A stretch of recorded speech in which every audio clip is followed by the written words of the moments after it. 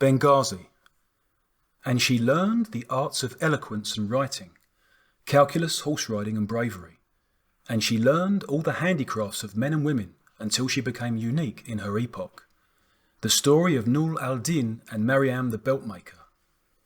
Why do you not as well our battles fight and wear our armour? Suffer this, and then let all the world be topsy-turved quite. Elizabeth Carey, The Tragedy of Maryam, the Fair Queen of Jewry. 1. When we finished our Zahir tort and drank up our coffee, Basil rose to his feet and told me to wait. Just as I reached for my tote, starting to stand up myself, he said, "Stay put, my love, I'll be right back." He pulled a blue envelope out of his inside jacket pocket and walked off toward the door, gone in a fraction of a second. And so I had no choice but to remain seated and wait, my hand still on my bag, my mind slightly numb with surprise, trying to settle back into the cushioned wrought-iron chair as unclumsily as possible, trying to settle into the new reality of Basil's vanishing act. It wasn't a comfortable wait. Our marble-topped two-seater was beginning to take on that sad trashed air of vacated cafe tables. When my edgy eyes locked with the waitress's, I felt obliged to give her a guilty smile from my awkward solitary corner, in apology for this inopportune hiatus before the check. She beamed back at me with a playfully commiserative look in her eyes, as if to say, "I wonder what your husband is up to this time." And I just sat there and waited, watching time drip and dribble away moment by moment, pondering my options as the seconds ticked by. There was a pocket edition of the Rubaiyat in my tote. I took it out, opened it at random, and began to read, my eyes fidgeting between Qayyim's verse and the door through which Basil had vanished with his secret in his hand. Endless minutes of restless reading. Then, just as I started to lose patience, my mercurial husband came back in, striding briskly across the carpeted room toward our little out-of-the-way alcove. With a broad smile on his playful mischief-maker face, he sat down opposite me, again as if no interruption had intervened between us, and held out that strange pastel blue envelope. I tossed the book back into my bag and took his envelope. It felt a bit bulky as I unsealed it. There was a bulging card inside. Carefully, I laid the envelope on the table and pulled the card out among the remains of our twosome coffee clatch. A "Get Well Wish" was inscribed in gold capital letters on the china blue cover. With my right hand, I pressed the message side of the card flat on the table, and with my left, I flipped it open, revealing a Parker fountain pen inside. I lifted the pen and read Basil's note. "Write the full story, please do, and I will proudly translate it. Your first world literature piece. You can write it and put the whole thing behind you. I know you can. The hell with facts and research. Write it with your imagination and it'll be as true as anything you've ever written. I know you're a poet and prose can sometimes be even more complicated than poetry, but I also know that thanks to your amazing imagination, the result will be enchanting. You have read all the books and watched all the movies and documentaries. Let the writing begin. P.S. The elderly lady who has just sold me the Parker in the gift shop told me she had been seeing us at the Silver Spoon for years. You always look so wonderful together, she said. The picture-perfect couple. She was very nice. Said you looked like Samantha Eggar and meant it as a big compliment. I looked up from the card and gazed at my husband in silence, in a mix of amazement and gratitude. He handed me the presentation box across the table, grinning proudly, like a man who had finalised a satisfying deal. Later, when we got home, I sat down in my study to try out the new pen. I filled it with ink, opened my diary, and commenced to write. He's right. This is probably the best time to do it. It's 1976, and the summer will be brimming with beautiful signs and symbols for millions of us. Basil's work is going very well at the Comp Lit department. He's writing a great book and his colleagues love us. The Bloomington spring has hit the hills around town, swift as usual, wild and disarranging. The cherry trees are nodding with the mad blossoming of April, and we're all rooting for Jimmy, at least this part of Indiana. The future looks bright and beautiful. There is no better time than now to talk about the past, that other spring, the roiling years that led up to it. It was the spring Ali decided I was old enough to be entrusted with the security of our mother's home. "From now on, you're the man of the house," my brother said. Actually, as soon as we roll out of the courtyard, he corrected himself with a wink. "Here, take it. It's yours. You've earned it." Ali held out the Beretta, and in his huge palm it looked toy-like and diminutive. The twinkle in his eyes was a strange mix of paternal pride and teenage pranksterism. I took it and put it in the pocket of my safari jacket, the practice jacket he had bought for me in Alexandria. "When are you leaving?" I asked. "After tomorrow at the crack of dawn. The trip to end all trips. We're going to milk this lull in the fighting for all it's worth, sister. It's going to be good for business and good for our neighbours. Are you nervous already? Where's the toughness you told me about? Has it deserted you already?" Ali's playful green eyes crackled with bantering mischief, my brother's way of managing his nervousness. "What are you talking about? I'm not nervous. I know your guns in and out. I'm your gun cleaner, for heaven's sake. You even let me clean the Winchester once, didn't you? And a fine job you did too. And now you fired your first live rounds and we know you're a natural. What more could you want? Actually, we won't really know before you've tried the water. Are you excited?" "Of course I am, you know that. But as I said, I clean them up, I take care of them, I dry fire some of them. I know your guns through and through. You don't have to worry." "I'm not worried. I know I can trust you fully. That's why I'm giving you this with the Beretta." He pulled a box of ammunition out of the pocket of his bomber jacket, waved it before me with a teasing grin. "A whole box?" I gasped. "Yes, and I know you're going to use it responsibly. Hide it well inside the house, but keep it within easy reach for yourself. You have to show me where you're going to hide it. While I'm away, all safety rules still apply. No changes whatsoever. Dummy rounds and dry firing by yourself. Blanks and target balloons with Sergeant Saeed. Live once a week with Sergeant Saeed, now that you've got your own live bullets." Sergeant Saeed was my brother's nickname for our house guard. The sergeant, my sister and I called him Uncle Awad, came from Damietta and used to be a gunnery officer in the Egyptian army before he joined us. He had a number of firearms in his home and had taught my father and two brothers everything they knew about weapons. His military days were long behind him though, and he now dressed very much like most men from northern Egypt. A traditional galabia and kaftan with those huge wide sleeves, a scarlet tarbush with a white turban wound around its rim. The erstwhile Egyptian soldier who guarded our house was quite literally the living image of the man from the Nile Delta. The tall, traditionally clad stock character you see in practically every Egyptian movie from the 50s. There was never any variation in the way he dressed, except for two things. In the hot months, he traded his turban and tarbush for a snow-white skullcap, and in the cold months, he topped his galabia and kaftan with a russet brown camel hair binish. Uncle Awad lived with his family in a small annex on our front courtyard. His wife Muna, we called her Auntie Muna, helped mother with household chores, and his teenage son Antar ran our errands. My brother remained silent for a long, uncomfortable moment. The expression of his face altered with an all too sudden, all too unusual look of sad gravity. The sun was going down fast behind Municipio, and the livid shadows of early evening began to descend on the back court like smoke.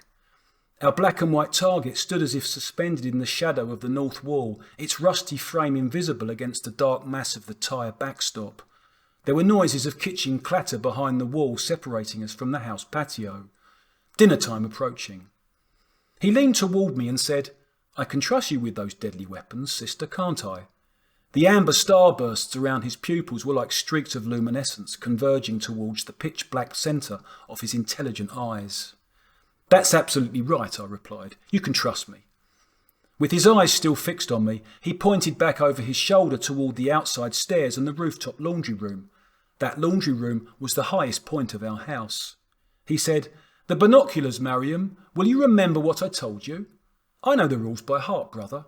I know, but I want you to repeat them for me just the same.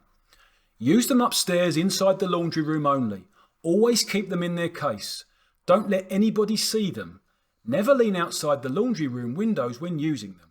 Keep a safe distance from the laundry room windows. And last but not least, when observing with the binoculars, don't be excessively nosy. Stay focused on the harbour, the docks and the piers from the north window, and Piazza Municipio, from the south window. "You don't have to worry about me, Ali." "I'm not worried," he said. He was worried, just as anyone else would be under the circumstances. It was the spring of 42 and Benghazi, once again under Mussolini's fascist regime, was turning into an exceptionally dangerous city where burglary, kidnapping and even murder were becoming commonplace. I asked him about Esther. Mohammed spoke with Mr. Sands at length and Mr. Sands spoke with his wife. We told him the fascists had put up this week's list on the door of Salah el Moncef. Their names are on it. He said he wouldn't tell Mrs. Sands. It was enough aggravation for him already. Ali saw the worried look on my face and he leaned towards me again, speaking in a whisper, slowly and deliberately. "Do not get worked up, sister. Not now. Sergeant Saeed knows and is watching out. Antar knows and is watching out. Uncle Ibrahim knows and is watching out. Everybody in the neighbourhood is on the lookout. More importantly, we do have a getaway solution for them. We just need Uncle Karim to help us with our solution when we get to Alexandria. Trust me, by the time we get back, the Sands' troubles will be over. We just need to help them lay low for a few days." The next day, Ali gave me the water and I had my second target shoot with live ammunition. This time Mohammed and Uncle Awad were there, and when I was done demonstrating my skills with the weapon, there was a long silence in which only Ali was beaming. The deeply satisfied grin of a proud, contented instructor presenting an exceptional pupil. Mohammed walked up to the target and studied it gravely. We crowded around him, waiting for the verdict. When he spoke, he raised his index finger and looked in Uncle Awad's direction, as if the flawless demonstration was his work. "Outstanding marksmanship," he declared. "You have my blessings, as long as everything is conducted with circumspection, under Sergeant Saeed's supervision, of course." Our older brother's understated but intense physical presence was the diametrical opposite of Ali's trim and tall elegance, his restless energy and winsome trickster's eyes. Our family head had the same compact Andalusian build as our father, the same short go-getter muscular efficiency, the same prominent martial brow glowing above his steady black eyes like burnished bronze. Mohammed's short crop of curly black hair hugged his oval head like a protective coat of steel wool. When he made a fist, his hand looked like a sledgehammer. The precocious leader of our family, forced by fate and circumstances to assume a paternalistic gravity beyond his 20 years. Later, when I showed Ali where I was going to hide the weapons, he sensed my misgivings about our brother's reaction. He spoke as much in defence of Mohammed as to reassure me. "He is very impressed, believe me. He's also very, very proud of you. He just feels that he needs to appear sort of aloof and neutral. I guess he feels he's become the head of the family a bit too soon. Your new responsibility reminds him of his. Also, he thinks he always has to appear serious, to make up for father's, absence." Father's absence. The word we never dared to use always lurked behind our family euphemism like a nameless kernel of pain. The ghost of an unforgettable fracture buried deep in our bones, a throbbing wedge of rage lodged in the depths of our being. The death date we never forgot, and the terrible manner of his death, a good man overtaken by the end in the unlikeliest place, alone and helpless in the beloved wholesale store that had been his livelihood since he was a teenager. Father died of a heart attack on March 25th, 1939. It was his uncle who found him, the man we all called Uncle Ibrahim. He dropped in at the wholesale store for a chat and discovered him in one of the storage rooms, slumped face down over a bag of coffee. He passed away 4 days after I had turned 12, and so I found myself orphaned at the same age he had been. The wedding of my sister Zainab was planned for the summer of 1941. He didn't live to give her away. She was 15, he 45. Up until that day, we were an ordinary progressive Benghazi family, shaped by the universal love, tolerance and pacifism of our faith. We are deeply secretive, blindly committed, Senussi Sufis, still capable of leading a peaceful, uncomplicated life in spite of all the horrid things Mussolini's fascists had done to our country. We lived on Mahdi Street, a stone's throw away from the most beautiful harbour and the most beautiful fish market in the world, 2 doors down from Ibrahim Mahdi, the celebrated marksman, the fabled mystical leader and the providential uncle who became like a father to our father when he was orphaned. By the time father had turned 15, they were trade associates with the two men's names elegantly printed on their business stationery and envelopes. Ibrahim Mahdi and Ahmed Khaldoun, two importers running a prosperous company out of the 19th century Ottoman building affectionately called the Whale, that gigantic Shashia Street wholesale store inherited by our father and his mother upon our grandfather's death. Over the years, the names of the two men who operated out of the Whale became locally synonymous with high-quality imports and fine exotic products. Within a few years, they had managed to build an excellent business reputation, importing coffee from Yemen and Ethiopia, tea from Ceylon and China, spices and textiles from everywhere. Their main trading partner was mother's cousin Karim Akram, a big import-export merchant and head of a company operating out of Alexandria, Egypt. Once every spring, father and Uncle Ibrahim would charter a school bus from the Benghazi school district, load up one of the company trucks with food and barbecue meat, and take the Mahdi and Khaldoun families to the Green Mountain for a barbecue picnic at Karina. I have the fondest memories of those picnics with my siblings and my cousins. Our parents would allow us children to play hide and seek in the temple, run among the ruins and the statues. We played at giving them all kinds of names and imaginary personality traits. My favourite was the Ruthless Hunter, a headless woman in marble with a spear resting against her right flank and the fingers of her left hand dug into the mane of a vanquished lion at her feet. One of the high points of our day-long outing was a ritual, dear to Uncle Ibrahim, a visit to a sprawling apiary run by a Sufi shepherd who always welcomed the two patriarchs very warmly, treating our uncle like a national hero. Together, the three men would reminisce about the proud nationalist tradition expressed by one single word among Benghazians who shared their belief: loyalty, the rallying cry that marked their enduring allegiance to Omar Mukhtar and the anti-fascist cause. Then they would go to a mud hut built by the Cyrenian shepherd, where he would sell them his finest honeys, including the rare and highly prized wild varieties harvested from the trees. Loyalty. For us Khaldouns, the watchword was more than a political symbol. It was also a mode of belief and a day-to-day practice that helped our family remain faultlessly united in those days of deep unrest. The loyalty code instilled in us was all the more binding for being taught chiefly by example, with mother and father adhering to it strictly in their relationship.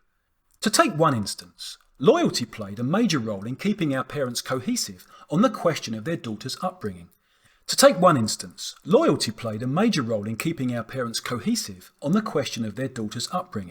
helping them display flawless unity of purpose, despite their deep differences regarding our schooling. It was not until my siblings and I were adults that we discovered mother's divergence from father on that critical question. Mother grew up in a family with strongly held beliefs about equal education for girls. The Akrams, like many secularist members of the old Turkish aristocracy in Alexandria, had deep ties to Kemalism. As for father, his adherence to Sunufi Sufism made him very progressive for a Libyan man of his generation, but his anti-fascist politics were a major issue. And because Zainab and I were officially kept in the dark about his political beliefs, we never suspected that his indignation over our enrolment in Mussolini school was deeply felt, and that he far preferred homeschooling for us, along with our weekly English lesson at the local book club with a Maltese restaurateur's wife. Much later in life, mother told us she had come to suspect that father secretly resented Zainab and me for our fascist education, even as he presented a united front with her. But in the fevered urgency of those days, there was no room for suspicion. Loyalty prevailed over everything else. It was also out of loyalty that I resigned myself to accepting, abruptly, unconditionally, father's dictum that Zainab was the daughter with personality, while I was the one with stamina. I remember that particular moment in my life quite clearly. It was a moment of waiting, in fear, in hope, of awed expectancy, followed by a nameless pain that I had no choice but to keep to myself, not least because it was nameless. I was about 9 and had recently asked mother if she would let me accompany Zainab when she went around the quarter to invite the ladies in our neighbourhood to mother's tea parties. Zainab's rounds typically took place on Thursday, our day off. "I'll speak to your father about it," she'd told me. "He's the one who decides these matters." I learned of the verdict a few days later when I returned from school. I remember approaching our house from the rear lane and through the back court as usual. I opened the door to the patio and saw Auntie Muna drawing water from the well. She put down the bucket when she saw me, walked across the patio toward me and took my hand, leading me to the fountain at the centre. It was winter, and we never ran the fountain in the cold months, so we sat down on the rim of the basin, and I remember gasping and springing up as I felt the sting of the cold marble through my skirt. I wrapped my cape tightly around my thighs and sat back down. She took hold of my hand again, sitting with me in silence for a moment. Looking up into her face, though, I was able to understand everything without any words being exchanged between us. Auntie Muna's expression was as sombre as the cold shadows of the walls around us. Her dilated pupils were like two discs of onyx in the centre of those hazel eyes, and her radiant, ivory complexion had deepened to a dull shade of sallow grey. If it weren't for the colourful head wrap, our housekeeper might have been a woman in mourning during that instant of dejected stillness. When she began to speak, her words were ponderous, maybe a bit shy too, as if she was revealing something personal that she was loath to share with me. Madame Noor has asked me to tell you. Ahmad Bashar gave her his decision this morning. Auntie Muna was silent for a moment, still fixing those sad eyes on my face, her hand still folded around mine, her kohl smudging slightly. I know you're disappointed, she resumed, but your father knows your nature so well, Habibti. He's right when he says the outdoor work is good for you. You have a lot of stamina, he said. That's the word he told Madame. Stamina. Working with me in the courtyard, he said, helps you get rid of the extra energy, and I'm sure it does. I've seen it work wonders on you, Mariam. Also, Ahmed Bashar says working outdoors helps you sleep better when you have helps your sleeplessness. I must have looked devastated sitting there under her scrutinising gaze, my first bitter taste of rejection. She wanted to hold me in her arms, but I shook her off. Leave me alone, I mumbled into her galabia, as she tried to pull me closer. I myself was beginning to tear up. I wanted this moment to be over. Auntie Muna had immediately read my mind. Come with me to the laundry room, she said as she stood up. Come on up to the rooftop. You can read to me from one of your books or look out at sea. It will do you a world of good. She went over to pick up the washboard by the kitchen door. Leave your satchel here and let's go, she said, smiling with the washboard under her arm. It's still plenty light out. You can see the new boats pulling into the harbour. You always like looking at the boats. My memory is not entirely clear as to what happened next on the outside stairs. I do recall, however, that Auntie Muna was about 2 stairs ahead of me as we went up. At some point, she remembered the bucket she'd left by the well. Good Lord, I forgot the bucket, she said. Swinging around and slamming the corner of the board so hard into my mouth, I staggered sideways and fell back against the banister. The shock was extremely harsh, but it was also very sudden, and I was too confused to feel the pain at first. Then I looked up and saw the grimace of horror on our housekeeper's face, and all at once her dread entered into my entire being. The realisation that something had gone terribly wrong. I saw the blood dripping down onto my cape, resting intact for a few seconds on the black woolen fabric like coral beads. I put my fingers to my mouth and they came away stained. The next thing I remember is the washboard clattering down the stairs and Auntie Muna on her knees before me, her arms stretched out on either side of me. Holding onto the railing, face bent down so close to mine, I could catch the scent of frankincense gum on her breath, see the faint streaks of miswak across her immaculate ivory teeth. Please, for the love of God, she implored. Tell them you fell in the stairs. I'm done for. If you say I hit you, finished. Awed will kill me. I cannot remember if it was the pain or the sight of Auntie Muna's agony that triggered my tears, but I do know for certain that at some point I just let myself sit back against the banister and cry, trapped between our housekeeper's outstretched arms as her face got closer and closer to mine, bigger and bigger, more and more twisted and tormented. Before long, I began to moan in pain and helplessness and sorrow, as if, through the supreme indignity of this final blow, I was now at last free to lament with the full force of my being the bleak sentence that had been handed down by the fountain. I beg you, please say you tripped and fell in the stairs, or Awed will kill me. God will never forgive me for this, I know, but please have mercy on your Auntie Muna. Say you tripped and fell in the stairs, in the name of God. I'll make it up to you, I swear. I'll make up for it 100-fold. I don't know how long I stayed like that, crying, moaning softly with my back against the iron banister and her tearful, cold-streaked face so close to mine. At some point, though, I held onto a spindle and started to hoist myself up. Standing to her full height, Auntie Moona stepped aside and let me stand up myself and head back to the house, trundling down the stairs alongside me, leaning over me with her arms still protectively held out on either side of my body, as if I might stumble at any moment and fall forward on my face. I was still crying, not so much with pain, perhaps, as with disconsolation, as if this hit had some dark, inscrutable connection with my father's fateful pronouncement. Finally, she had to let me go ahead, walking slightly behind me, still damning herself, still imploring me to say that I had tripped. Ali was the first to see me. He was in the kitchen, and I remember that he was eating the sandwich we fondly called arusa in those days, a hell of a wrap. He dropped it and ran out of the room, screaming for Mother. "Ya Allah!" Mother screamed as she saw me. "What happened to you?" I fell over and hit my mouth, I lied, turning around and looking up at Auntie Moona for confirmation. The smart of my lip wound electric and jarring, like a toothache, the lower corner of my mouth smouldering. This is the price I have to pay for telling lies, I thought, and all at once I realised that I was going to have to speak without my lips touching if I wanted to keep from hurting even further. I was going up to the laundry room with Auntie Moona and I fell face down in the stairs. I will never forget the look of gratitude on her face as the words came out of my torn mouth, clownishly aspirated and guttural. I lied for her sake, out of blind loyalty, and she was so moved that she began to cry again. "I am deeply shaken, madame. It was dreadful seeing my little Mariam hurting."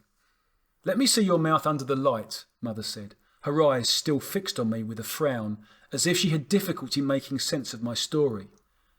We stepped outside the kitchen door into the area we called the foyer, which, in our house, was not an ordinary entrance hall, but a nameless architectural hybrid placed in a median position between the forbidden space of the men's salon and the huge, all-purpose room we called the women's drawing room.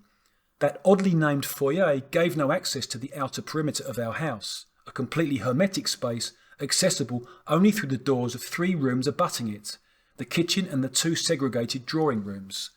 There was also the staircase that led up to our bedrooms and a large crystal chandelier hanging over it. The light Mother had in mind. She switched it on and had me sit at the bottom of the stairs. She then asked me to tilt my head back, grasping my chin and pulling down my lower lip with her thumb. "Ana akar, yana," I shouted. "Hush up," Mother whispered. "Your sister is sick upstairs, and now you. There'll be a bad bruise on your chin for a while, but your lip, it's nothing. You split your lower lip slightly. Nothing a strong girl like you couldn't handle. We're going to the infirmary at once. We'll get you stitched up." "I'm not a cow, you know."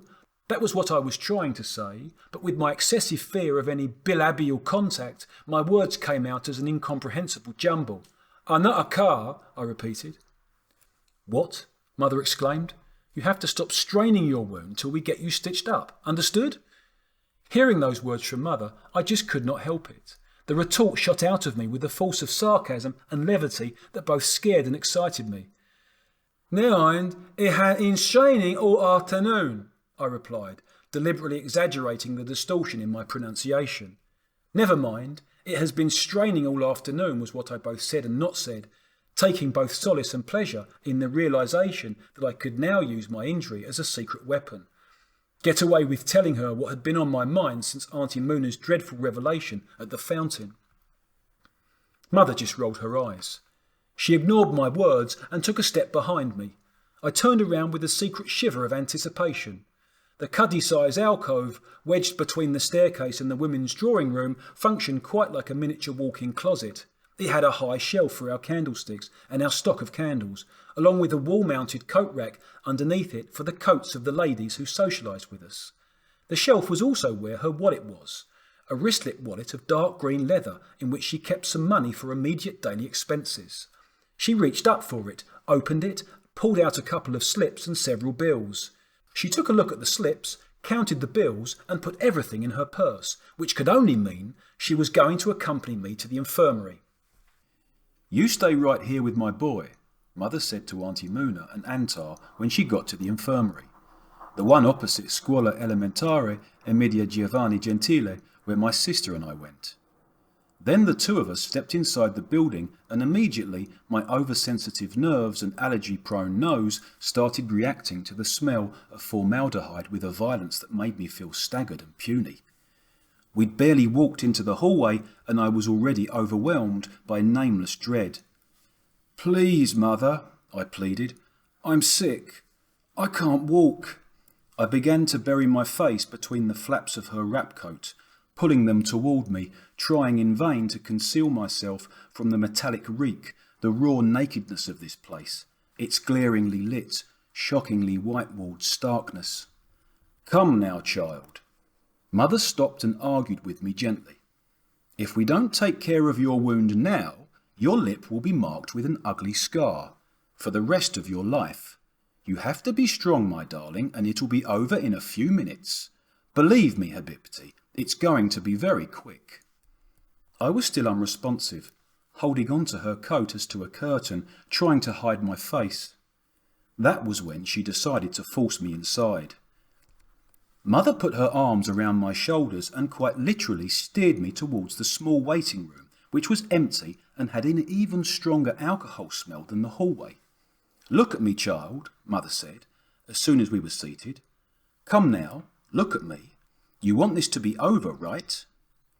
I was leaning sideways in my chair, still holding on to her coat, still sickened by the shock of the place. She cupped my head in her gloved hands and lifted it slowly but strongly until our gazes met, the emerald eyes looking down at me with more sadness than resolve, the oval countenance firmly framed by a slip-on head wrap, not a single wisp of her honey-blonde hair escaping it.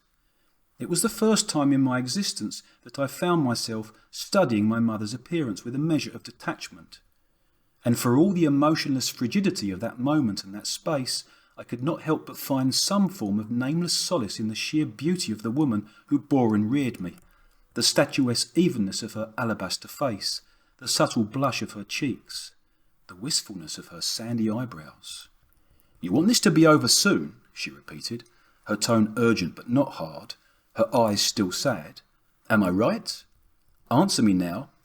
"Right, Mother," I said, instinctively realising that it was in my best interest to tell her what she wanted to hear.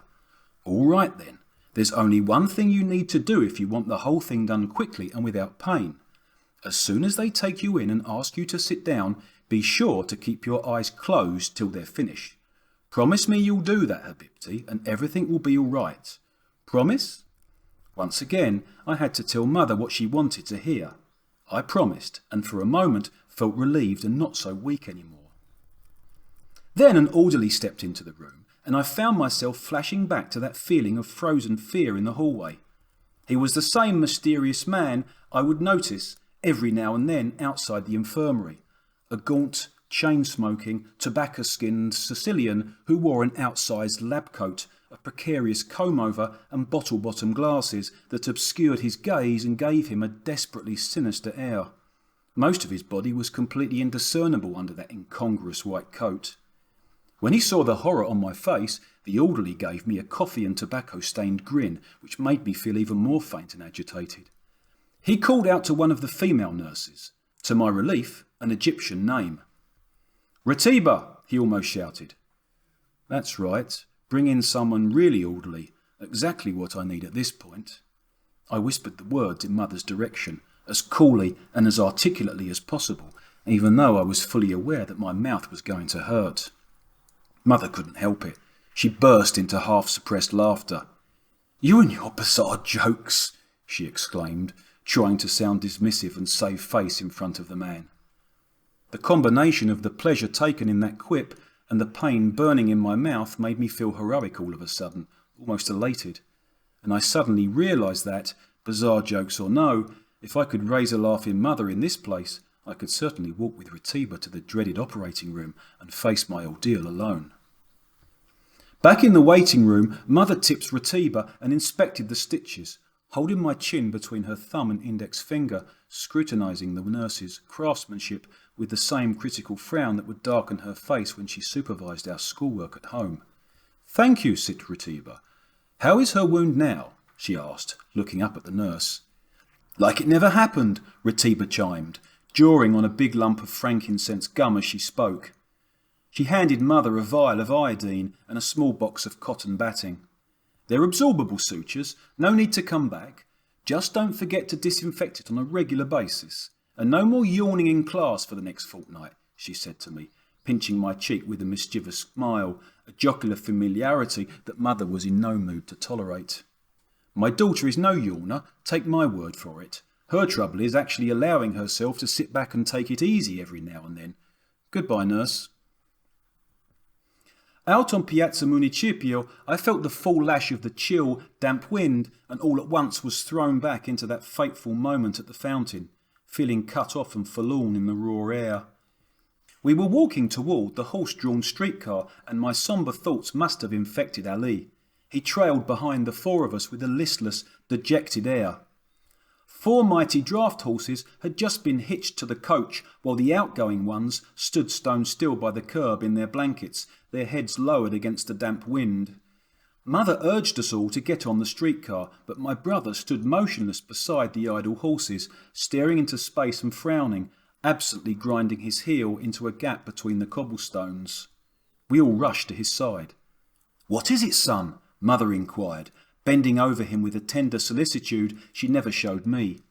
All eyes were on Ali now. We stood within arm's reach of the resting horses, and the air was rife with their body heat, the sweet scent of their sweat. "Stupid stairs," he blurted out, still sullen and unmoving, struggling to suppress his tears and put up a tough front. "Ruined my sister's mouth like a busted firecracker." His voice was shaky and tearful.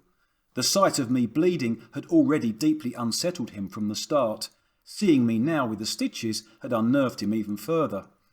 Ali was born in early June and wasn't even 13, but he'd always seen himself as my elder brother and felt deeply protective of me. He was on the verge of tears when he uttered those words, and yet his phrasing was so colourful that none of us women could help it. We all just burst out laughing at his interjection, the stunningly pertinent image of how useless a firecracker could appear once it was busted. In the days that followed, his words proved utterly apt. That sutured lip rendered my whole mouth fragile and unreliable, no matter how sparingly or carefully I tried to use it. "Oh, brother," I told him, "you do so cherish me, don't you?" "Very much," he replied. His voice shook with heartbreaking emotion. "Come now," Mother said, getting emotional herself. "Tomorrow this little accident will be nothing more than a bad memory, my son. Come, let's treat ourselves to some Perugina from pasticceria. I hear there's nothing better than chocolate to heal anything, especially a lip, no matter how busted it is." The horse car, which was designed to resemble an American white bus from the 1920s, was already quite full when we boarded. We had to sit toward the back, in the wooden seat section. The driver kept taking up additional passengers though, probably more than the vehicle could carry with safety. By the time we rolled out of Piazza Municipio, the windows had begun to fog up, and the air inside the packed carriage became dense, humid and charged with the rank redolence of damp wool and stale tobacco. Auntie Muna sat in the aisle seat beside me. I swivelled my torso to the right, sliding down and nestling my head in the crook of her arm, into the feltish softness of her Berber burnous. If I sat lower and narrowed my field of vision to the wedge of space between her cloaked body and the wooden window frame, I reckoned on being able to shut out the stifling presence of the passengers crowded around me and let my gaze wander out to the street. By now the window pane had turned into an unevenly translucent glass plate, misted over with a grainy, discontinuous vapour film that warped and diffused the colours of ordinary street scenes blurring by. Nebulous, shifting patterns of clustered dots and drops like the frenzied, unfinished work of an impatient spray painter. The driver stopped at the main post office and I caught myself playing a game, narrowing my eyes and tilting my head slightly, visualising the wide, neoclassical building at the end of the long, slate-cobbled alley as one of the messy watercolours I'd paint with Mother's awkward help. In my moment of fantasy, the building was metamorphosed into the softly contoured picture of a rain-eroded sandcastle with its twin turrets worn down to gritty nubs. The alley became a path made with licorice squares. The palmetto, algarve and oleander-studded lawn on either side of the path, a foggy jungle growth of scratches and smears in overlapping shades of green and brown and pink. Mother shared the seat ahead of us with Ali. I sat up when she turned around to speak to Auntie Muna, suddenly feeling I needed to find reassurance in that alabaster face glowing with radiance above the metal frame of the shabby seat. A sad sentimental urge to be alone with her in our house, to bury my face in the scented shadows of her coat, the protective embrace of her arms. But in that moment she was all business again, her eyes remote and dark and hard, as I sat and looked up at her with all my emptiness and nameless longing. She held out a rectangular white envelope through the loop of the metal headrest. "I want you to go to Dartuta," she said to Auntie Muna, "and hand the letter back to Monsieur Fribourg's secretary. Tell her Ahmed Bashar has read it and has charged you to inform the boss that there is no need for a letter of recommendation. Monsieur Fribourg's word is all he needs in terms of guarantee. We will vacate the annex as soon as he tells us the tenants are ready to move in. I also want you to go to Nikiforakis. Ahmed Bashar's travel permit photos are ready. Here's the receipt. We'll wait for you around Piazza Cagni." The streetcar stopped at Market Square. Auntie Muna stood up and Antar sat down in her place. I slid off the wooden seat and inched over to the window, resting my right forearm on its lower frame. I wiped away the condensation with the heel of my left hand. The full-sized orange trees that marked off the red brick court of our outdoor market stood as radiant as ever in their wooden planter boxes. Their immaculate leaves were treated with leaf shine as usual, and the navel oranges glowed like lanterns in the blue-green foliage. Beyond those neatly spaced planters there was the customary motley scene of our market. Dazzling arrays of roses and flowers in florist stands, and the most amazing fruits and vegetables artfully arranged in the stalls and on the carts, their colours glistening, beckoning in the distance like the hypnotic hues of exotic porcelain novelties. I saw her dark-coated form spring off the running board and merge into the crowd of market shoppers, the only burnoosed woman on the sidewalk, her perfect Nefertitian face glowing like ivory inside the black hood.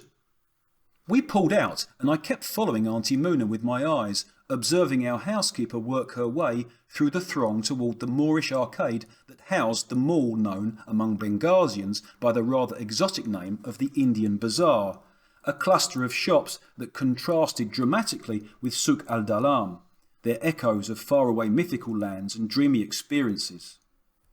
Monsieur Fribourg's establishment, Dartuta, was the first and most prominent shop in the Indian Bazaar. In fact, it was considered the finest fancy goods store in our city. Its owner, we knew him only as Monsieur Fribourg, was a French Jewish gentleman whose parents migrated to Tunisia when he was very young. He spoke French, Italian and Tunisian Judeo-Arabic. The shop was named after his daughter, Deborah, who was my classmate and went by the nickname Tuta. Father conducted all his local banking affairs with Monsieur Fribourg, shunning Mussolini's banks altogether. In those days, all business transactions in Benghazi involved cash payments, and Father, like any other important businessman in town, had to have adequate liquidity resources at all times. The gentleman from France made that possible in a speedy, efficient manner and at rates that were more competitive than those charged by the local banks. Auntie Muna went through the portico on the market side of the bazaar and into a side door. We proceeded down the roof section of Via Bricola, past Dartuta's breathtaking main entrance, the hand-carved arabesques of its Moroccan archway, the amber glow of its twin, copper-encased Andalusian lamps hanging over the door from their iron chains. Soon we would enter Via Torino, instants away from the splendours of Piazza Cagni. We got off at Palazzo Prostocimo, a monumental Art Deco department store on the piazza. Since we were not going into any of the shops, Mother and I crossed over to the roundabout in the middle of the square, our only shelter from the dust of passing traffic. There wasn't much of either, but my nasal symptoms were definitely a matter of concern to Mother, who did not want me itching and sneezing and complaining about how unbearable the very idea of dust was. Those were the mid-30s, and Piazza Cagni had not yet been paved. Plain red Benghazi dirt with fine and volatile dust, stirred up by the slightest breeze, finding its way into your nose, settling on your clothes and on your face. Our convenient haven, in the middle of the street junction, was a monumental disc of concrete, circling a low turf-covered mound with a majestic Sicilian fir at its centre. Mother and I headed straight for the inner island of grass and waited on Ali and Antar, who'd been dispatched to buy the chocolate from Pasticceria Tre Marie opposite Prostocimo. There was only a trickle of traffic around us, but somehow we both knew that in my present mood I needed to feel protected. The best way for me to find protection, we tacitly agreed, was to wait on that impeccably groomed lawn.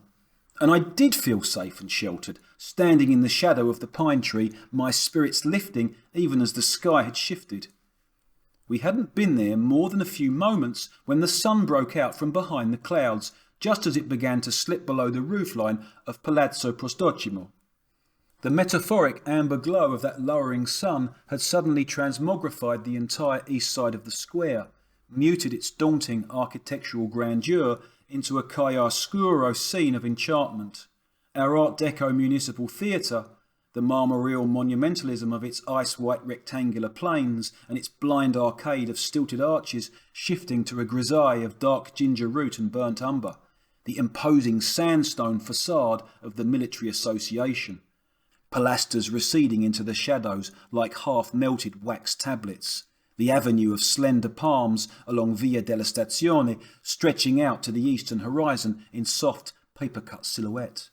All of it already fading as fast as a chimera thanks to the treacherous transience of our desert afterglow. I do not remember at what precise moment the Tuareg seer spotted us, but I certainly recall her husband's voice and how Mother and I turned around at the eerie, muffled sound of it.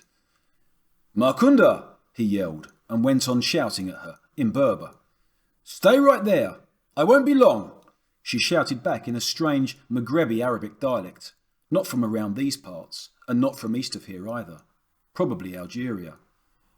We stood firmly within the protective perimeter of our green island, staring at them in amazement. The man was leading 2 gigantic camels.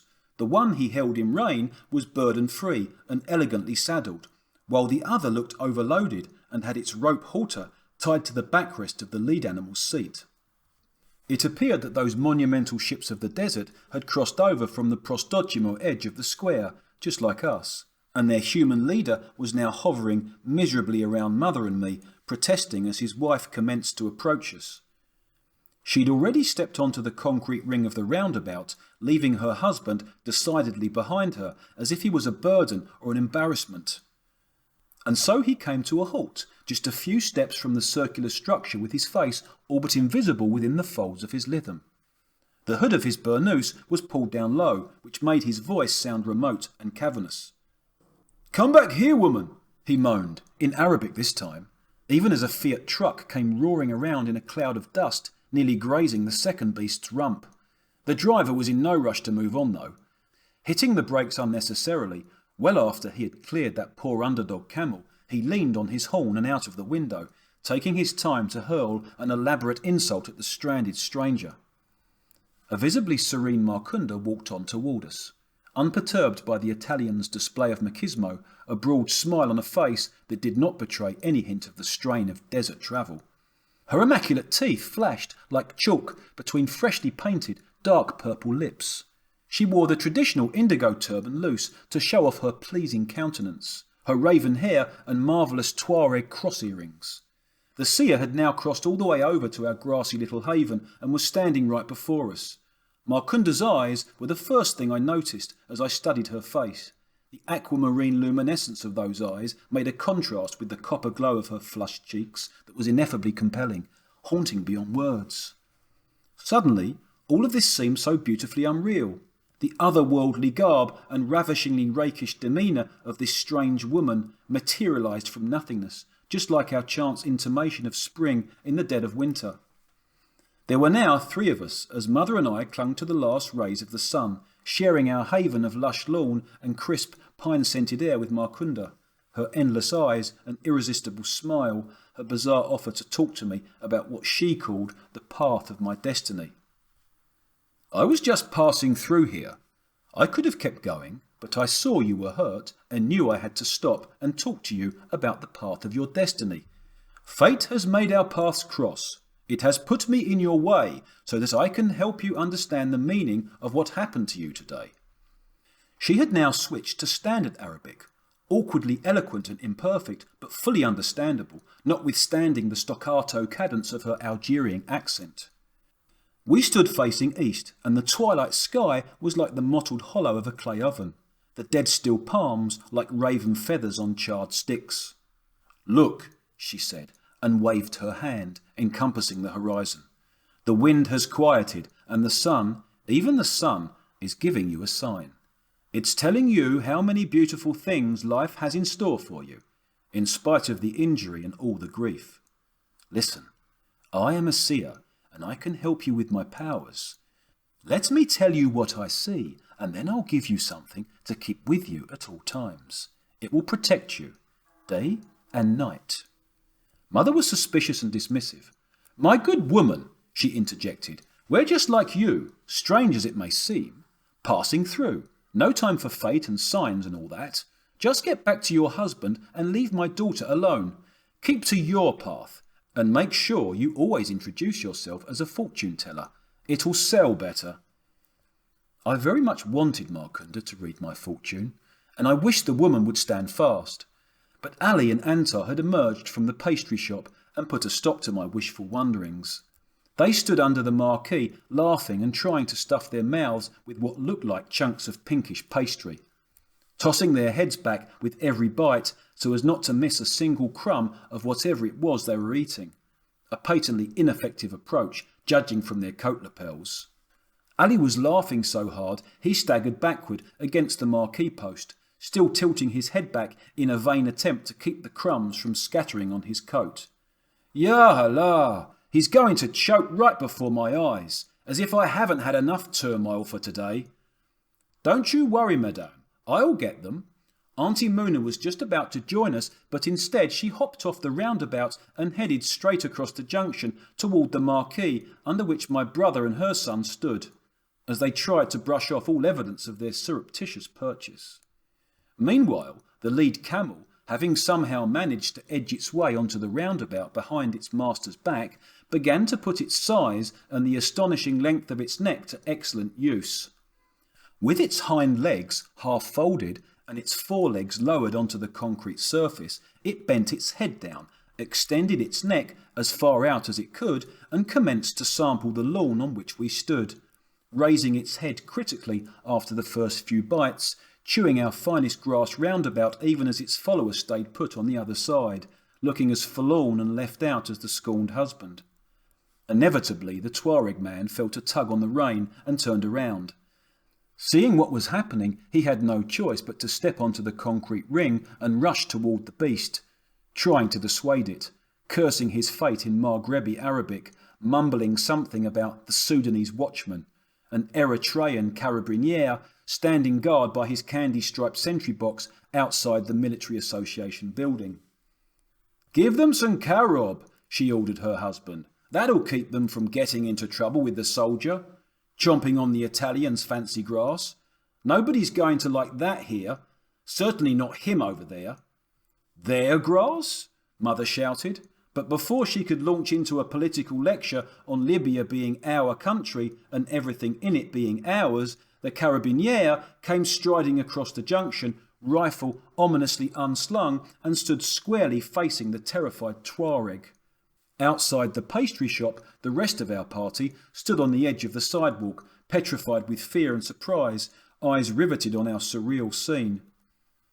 The Eritrean carabiniere addressed his vis-à-vis in awkward, strongly guttural Hijazi Arabic, which made the words tumbling out of his mouth even more threatening and peremptory. "This camel stays away from the lawn once and for all. That, or he will be shot."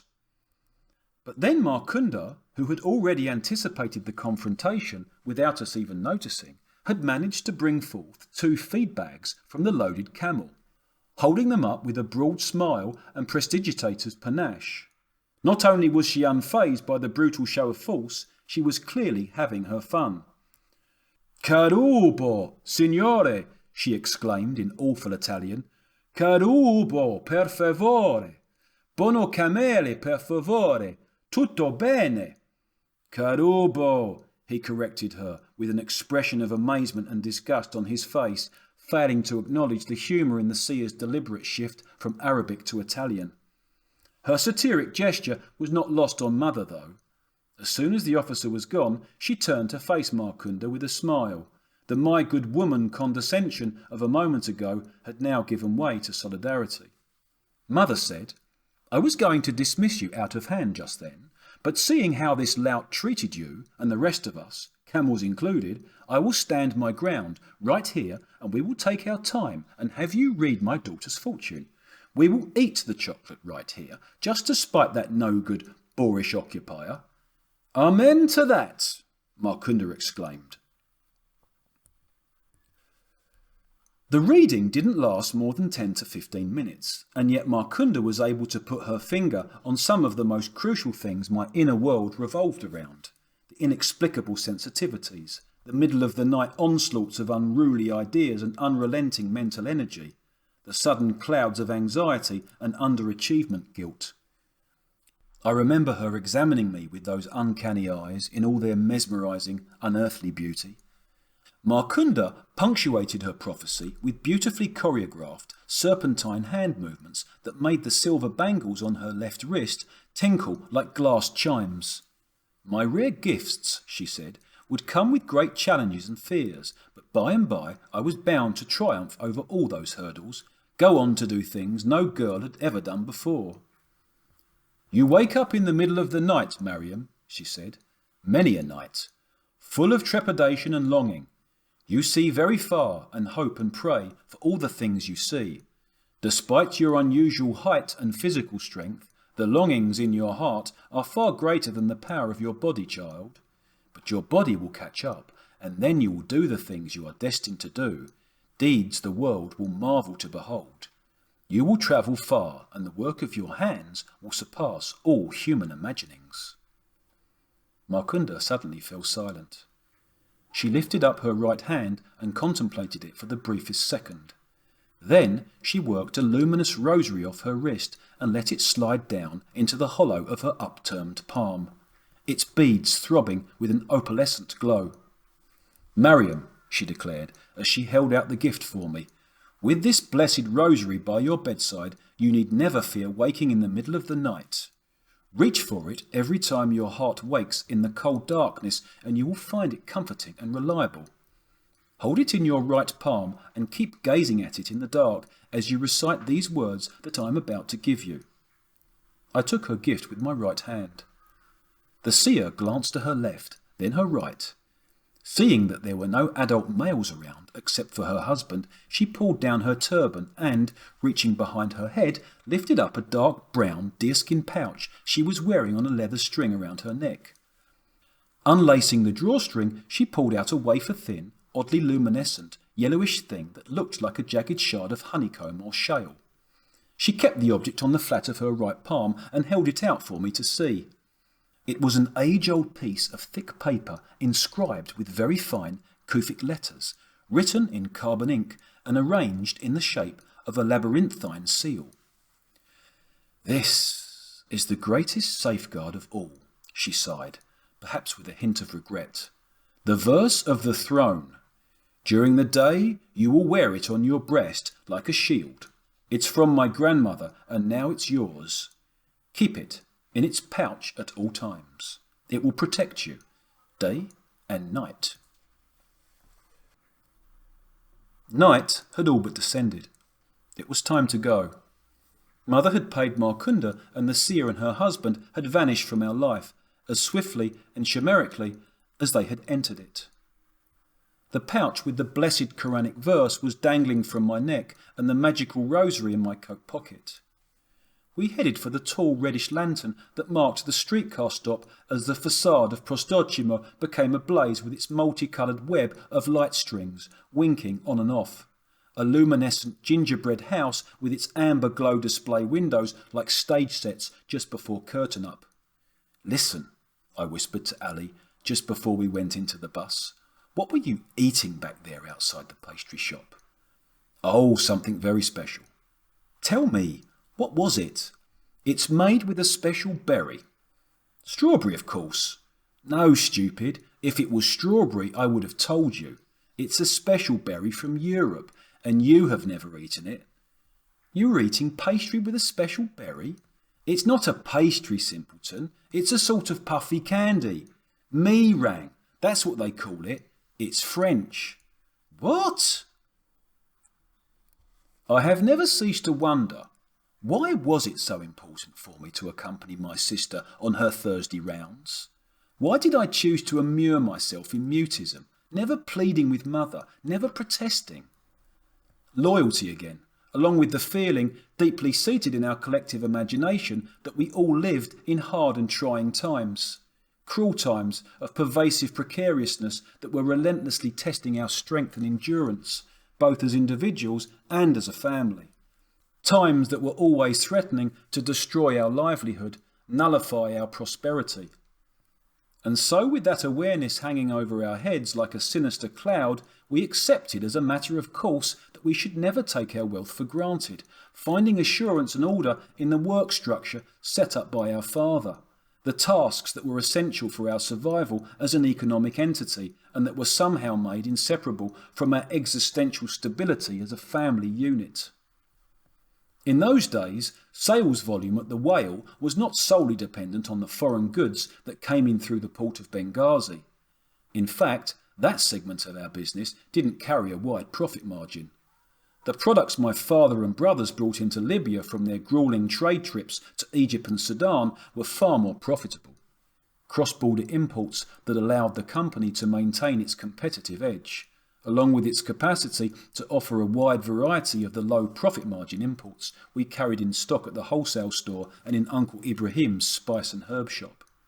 Several times a year, the three Khaldoon men would lead a caravan of 6 to 8 trucks on a trek during which they took the most arcane roundabout itineraries, making the most out-of-the-way stops en route to Alexandria, an obscure network of back roads and rural communities in the desert that only their Tuareg guide knew. They were known in every oasis, every town and every hamlet along the way, never failing to stop in and do business with the locals no matter how small their population. But those trips were not risk-free, even in the early 30s. The men who crewed on the caravan had to be more than astute travelling salesmen. They were natural risk-takers, willing to accept the fact that carrying pistols and rifles and eventually using them against urban robbers and Bedouin bandit gangs was a normal part of their job. An Italian army connection in Benghazi took care of all permits and travel documents. In Alexandria, it was Uncle Karim who handled the paperwork and kept Egyptian and Sudanese officials happy.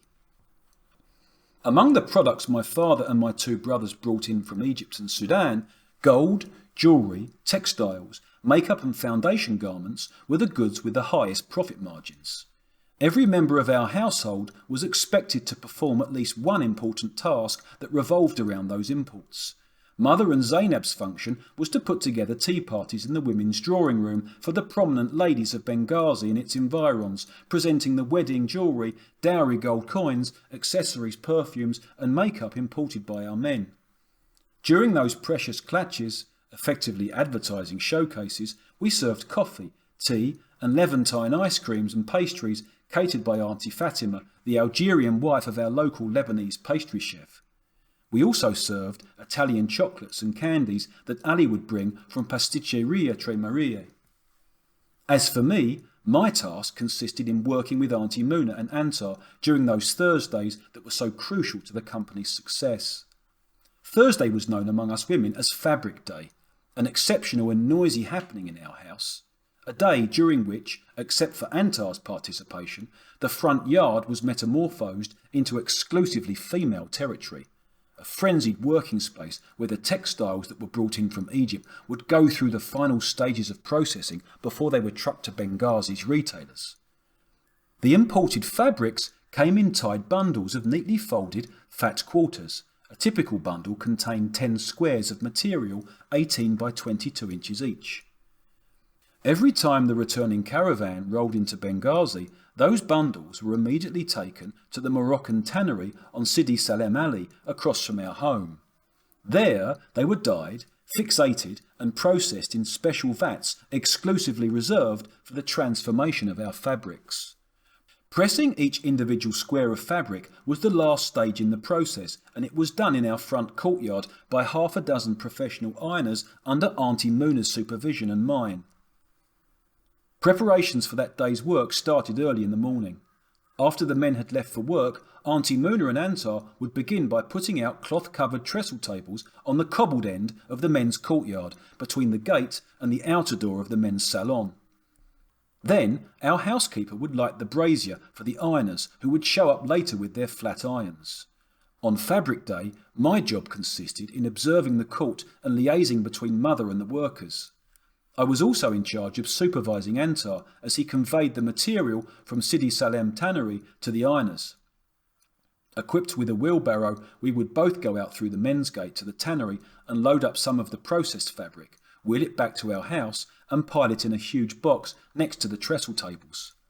The ironers would then proceed to press the material, fold it and stack it in perfectly tied 10-square bundles. Considering the large quantity of fabric imported by our men, working with the ironers on any given Thursday involved a lot of shuttling back and forth between our house and the Moroccan tannery. The Thursday workers were paid by mother, and Auntie Muna took care of all their needs, which included a house-provided lunch and 2 tea breaks with candy and pastries. The lunch was brought in from next door's European-style restaurant, which was owned and managed by a Maltese chef. The ironers were always very jovial when they ate, making jokes about the food being man cooking. Looking back on those Thursdays and their unspoken implications, I tend to think they ultimately allowed us to imagine that we were happy in spite of everything, safe in our shared conviction that if we were feeling happy, it was because we were united under a compact of unfailing family loyalty, protecting us against the forces of enmity and unpatriotic betrayal that were raging around us. Then, all of a sudden, Mussolini, the real flesh and blood man, came along and everything about that compact changed. Or so the story went. The secret mythical story told by mother within our family. In the tale, our father's destiny was sealed the day the fascist tyrant came into town, as if the entire fabric of father's existence had come undone through the fated force of that one single day in 1937. In fact, hatred of the fascists and a certain powerless rage against their Governor-General in Tripoli had been festering in father since the 20s. Years during which he and Uncle Ibrahim were secretly involved in an increasingly brutalised resistance, while still maintaining local political influence. Even as he mounted wave after wave of police and military brutality, the Governor-General of Libya began studying the possibility of neutralising that influence through a more subtle political strategy. Starting in the early 30s, the fascist ruler, who was well aware that the Mahdi and Khaldoun families were the most powerful funders of the resistance, commenced to lure a few regional Bedouin chieftains with promises of prestige and extended powers, prosperity for the Benghazians as a whole, and even a measure of political autonomy for the region. The gambit worked with devastating efficiency. Through long-distance political manoeuvring from Tripoli, the Governor-General managed to provoke a ruthless feeding frenzy among local leaders, resulting in further weakening of the resistance in our city and the ousting of Uncle Ibrahim from his position as unofficial mayor of Benghazi. This reversal was a terrible blow to both our families. Although Uncle Ibrahim never lost his prestige and epic stature among Benghazians, and father's image as a prominent community leader remained intact, the two men had become, in political terms, purely symbolic figures. Even so, the terribly adverse political circumstances never quite managed to squelch their revolutionary ardour. Both uncle and nephew remained faithful to the tradition of Omar Mukhtar well into the 30s, when the political winds had definitively changed. Steadfastly, quixotically, both men also remained staunch financial supporters of the resistance, as much out of rage and injured pride as out of a sense of obligation to the memory of the Lion of the Desert. They never reneged on their patriotic commitment to the hero's anti-fascist creed, living in hopeful expectation of the end of their struggles, dreaming of the day when Libya would rid itself of Mussolini's gang, as the fascists were called in their circle. Patriotic commitment or no, however, history was certainly not on the two men's side in the unsettled political climate of the 30s. By the time Mussolini rode into town to promote his new vision for Libya, the preparatory groundwork had already been laid by the so-called Bedouin upstarts, and that was what hurt our father's pride most. Through the wholehearted support of a minority of shamelessly opportunistic natives, Libya was well on its way to becoming the fourth shore of Italy. The Gioventù Araba del Littorio had been founded, effectively making a number of young Benghazian nobodies members of the fascist party, and in school we were now being indoctrinated with the utopian illusion of us becoming special Italian citizens in the very near future. So, when all is said and done, when all the chaotic experiences of that period are put into perspective, the mythical notion that it was the visit of the monstrous Duce that broke our father's heart doesn't bear objective scrutiny. It was all those years of successive defeats and brazen betrayals that destroyed his faith in humankind, creating a sustained build-up of bleak negativity that kept seething in his sensitive heart. That fateful day in the spring of 1937 was at most a trigger event that sent him tumbling to the depths of depression. Still, the aura of a family myth has a comforting appeal that's hard to resist, especially during childhood and early youth. Because ultimately, Mother's story was, for us children, precisely that. A therapeutically pacifying myth that allowed us to see our father's death in soothingly simple terms, as the tragic but heroic outcome of a clear-cut division between the forces of good and the forces of evil, between a happy world before the Duce's visit and a gloomy one after it. In short, our family myth of Mussolini allowed us to infuse the nightmare of the times with a measure of sense and congruity. It made it possible for us to abate the baffling shock of history's untimely intrusion into our father's life, the earth-shattering moment narrated to us by Uncle Ibrahim. A good man collapsed on a bag of Ethiopian coffee. Gone beyond recall, in one of the dark, dank chambers of the whale, his fez fallen to the dirt floor. The Duce's visit. It was first brought into my young and precocious consciousness through our teacher's hyperbolic accounts at the Scuola Elementare e Media Giovanni Gentile. Early on in the winter term, we were informed that the event was slated for the spring of 1937. Even so, we ended up spending most of the term learning about it and preparing for it, with the rhetoric of our teachers growing more intense as the fateful date approached. On the eve of the big day, during our first morning class, the history and geography teacher, Signorina Cordini, announced to us playfully, but emotionally, that the time had come for her to reveal some of the details of the visit. She told us that Mussolini's motorcade was going to parade through our city early tomorrow morning, through Via Balbia, the newly inaugurated military highway. After a brief inspection of Mussolini Promenade, the Duce would be presented with an Arabian charger in a private ceremony led by a group of regional chieftains. That welcome gift from the Cyrenian sages, as she called them, was among the more colourful visit-related facts we learned from Signorina Cordini, who inflicted on us an impassioned relation of the meeting's historic significance. During tomorrow's service, we were told, the Duce would show our regional chieftains the ceremonial sword of Islam that he had received in Tripoli, thereby requesting to assume his title as protector of Islam in Benghazi too. After the chieftain's endorsement, he would ride into town on his Arabian stallion, a benevolent guardian of the city and its Arabian heritage and traditions. Finally, our teacher concluded with the most exhilarating revelation of all, proudly informing us that there was a rally scheduled for tomorrow morning on Piazza del Municipio and that we would all attend, as spectators only since we were an all-Libyan school. There was even a small viewing stand by the mosque set up especially for Scuola Elementare e Media Giovanni Gentile. We spent the remainder of that school day rehearsing their fascist songs and slogans and doing drill exercises in Italian history and geography, reciting ceaselessly, collectively, their hollow dates, their phrases and places, their ghostly political liturgy on the advent of fascism and its liberating role in Italy and Libya alike.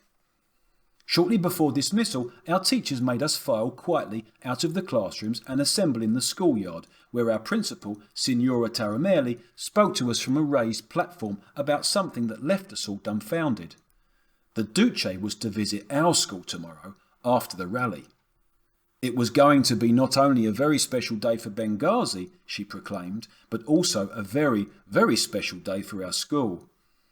From our outstanding institution, 2 exceptional pupils had been chosen to welcome the Duce here, on this recess yard, and in the name of the entire school.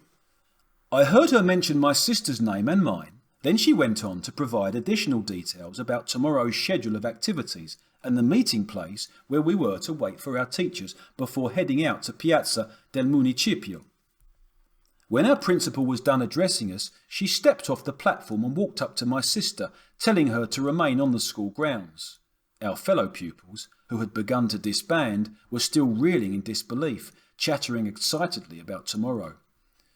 Signora Taramelli was an imposingly tall, athletic woman in her early 30s, with silky blue-black hair which she wore in a short inverted bob with straight pointy side bangs. When she addressed us pupils, her attitude was usually rather respectful, almost warm, but there was a decidedly daunting quality in the unflinching placidity, the unruffled depth of those steel blue eyes.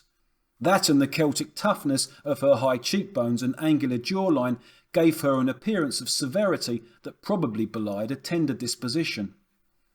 In preparation for tomorrow, she wore a full MVSN uniform, white shirt, black tie, black jacket and skirt.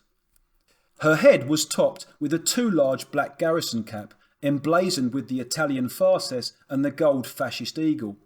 Untypically, she addressed us in a machine-gun-like staccato tone, and we both kept staring in stupefaction at her muscular self, so suddenly and outlandishly metamorphosed into a soldier barking out orders like an automaton.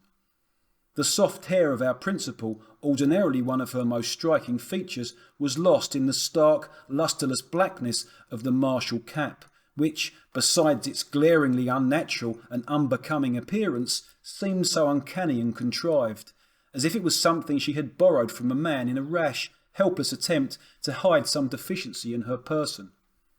"You mind your teachers tomorrow morning," she snapped. "Mariam will mind Signorina Cordini. Zainab will stay near Signora Carbrini. They will tell you what to do. Listen carefully and do not deviate from their instructions. Everything will work out fine.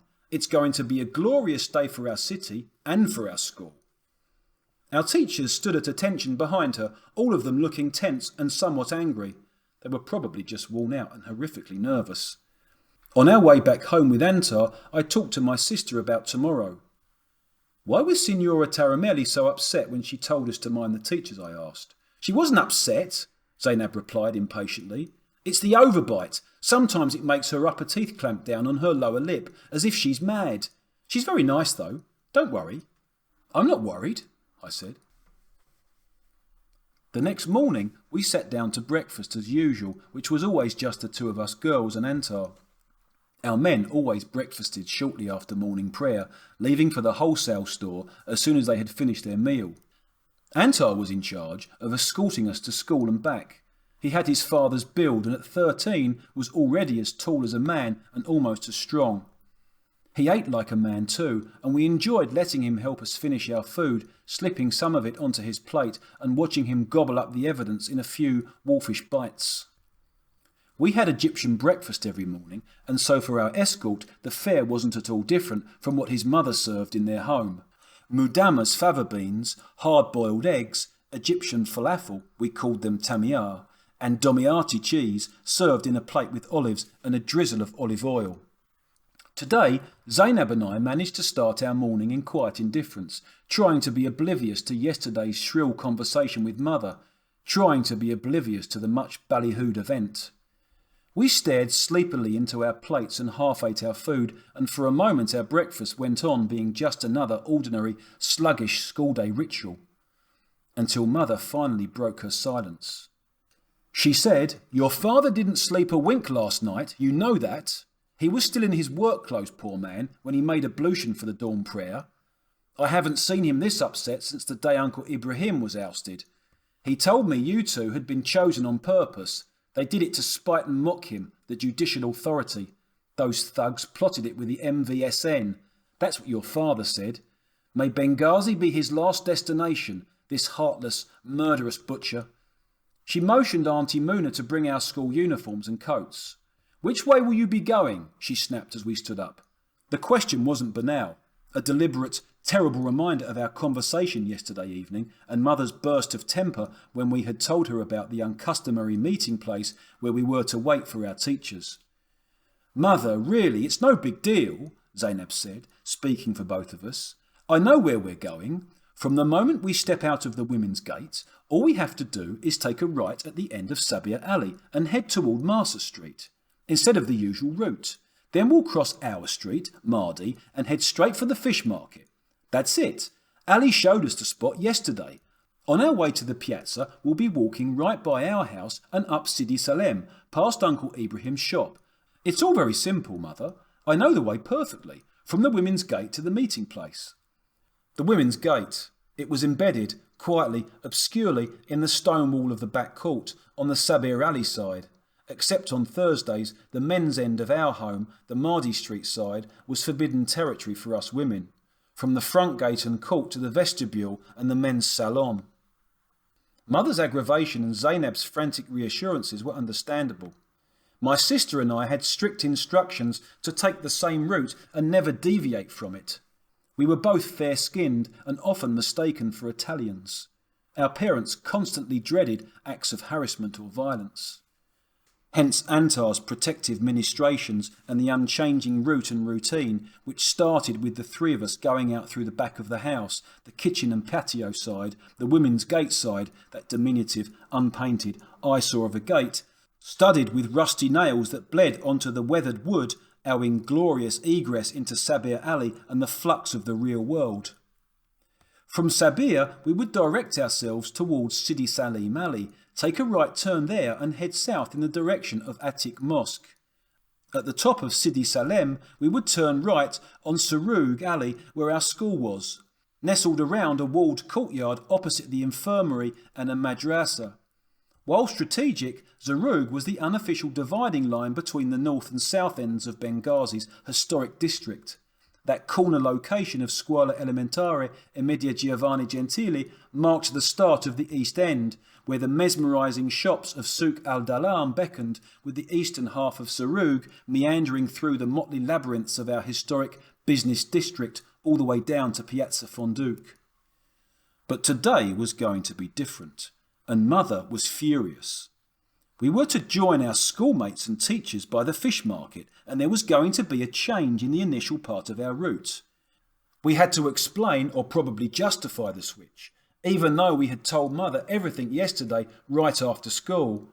It was unusual for her to be cranky and strident, but the sleepless night had left her irritable. "Damn these people!" she yelled. "Don't worry, Mother, it's all very simple, really." "Well, no matter how simple it is, Antar will walk you to the fish market just the same, and wait with you till your teachers show their faces. These thugs have been nothing but trouble from the day they set foot in our country, asking our young ones to go to the fish market on a school day. It's not really the fish. Enough quibbling." We put on our uniforms and coats, kissed our mother's forehead and said goodbye to Auntie Muna.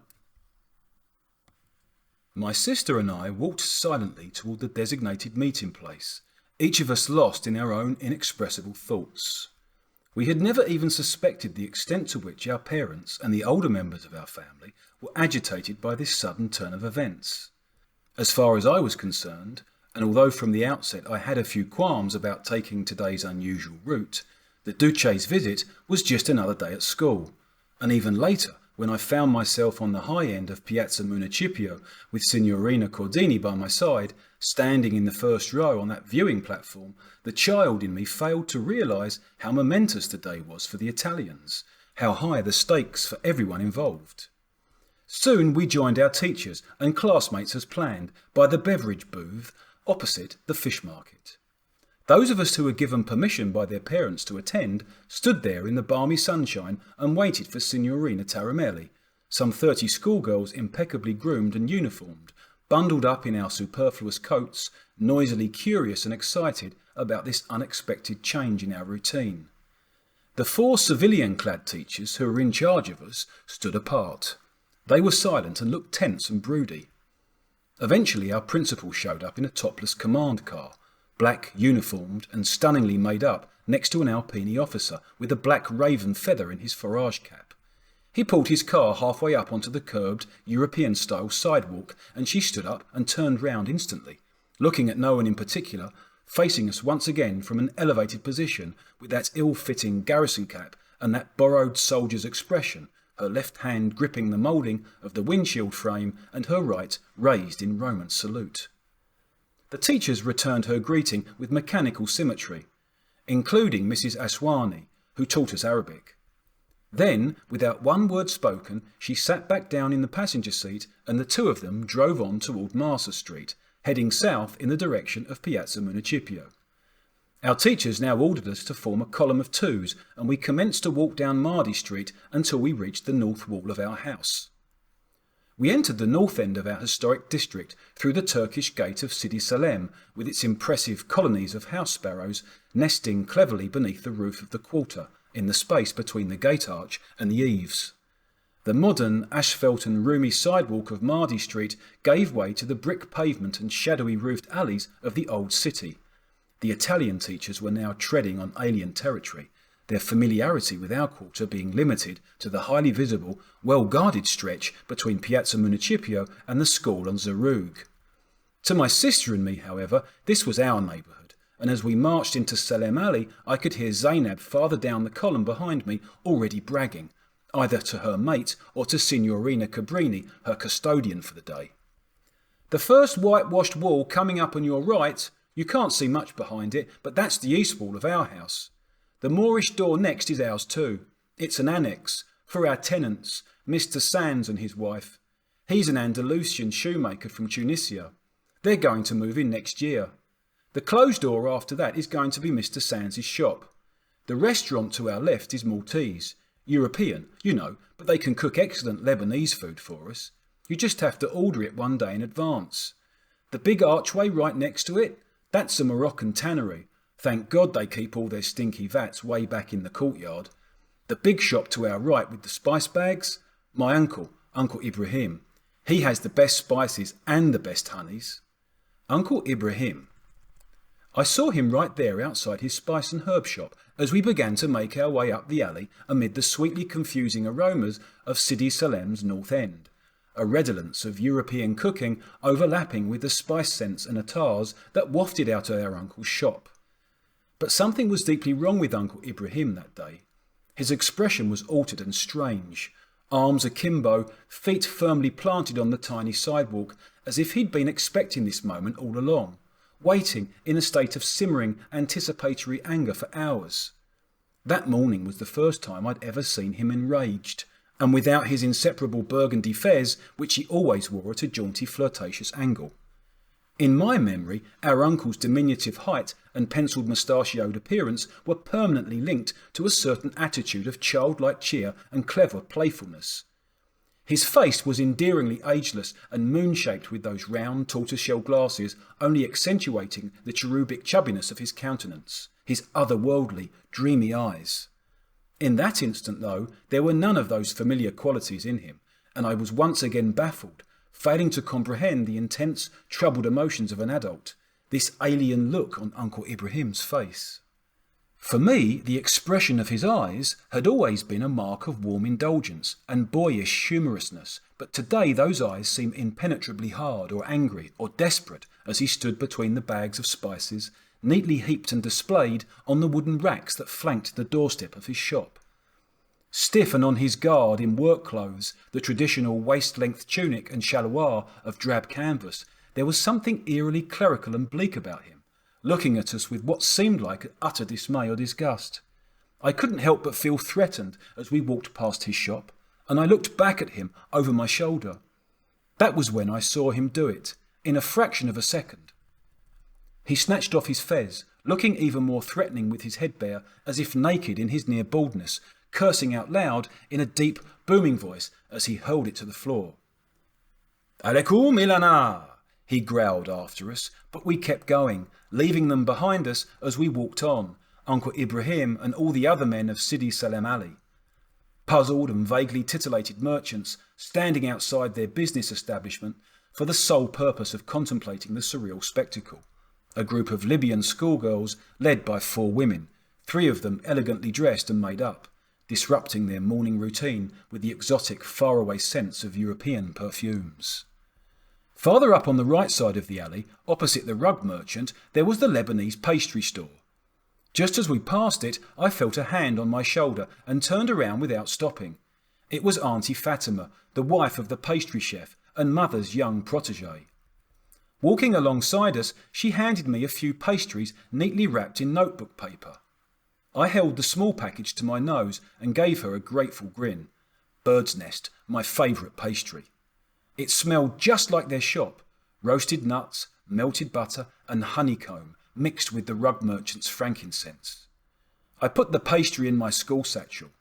Through all of this I kept walking, not out of rudeness, but because I didn't want to lose pace with Signorina Cordini, who kept walking mechanically, looking ahead in seemingly total indifference. "For you and your sister," she said, leaning over me and walking alongside me at the same time. "Have no fear. God is with you. He will give you strength, my darling little ones." When we reached the intersection of Sidi Salem and Zaroug, we turned right and our teachers told us to keep moving.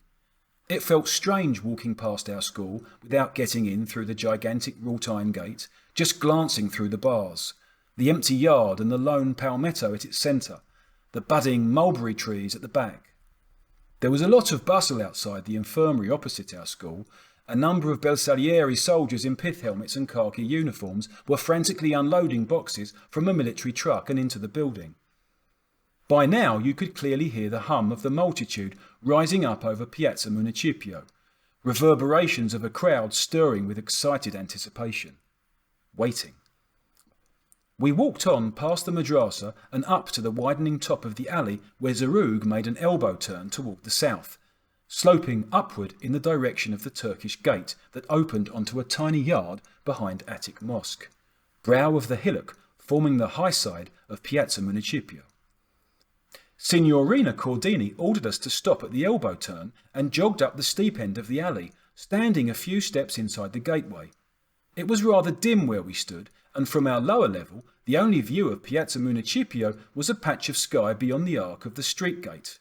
A seamless sheet of the purest, starkest indigo. It was a bright, balmy day out, and the sweet intoxication of the season was in the air, in the moiling hum of the rally crowd just a few steps outside the gate. Soon enough we heard it, the signal from the middle of our town square. "Plotoni, attente, 1, 2, 3.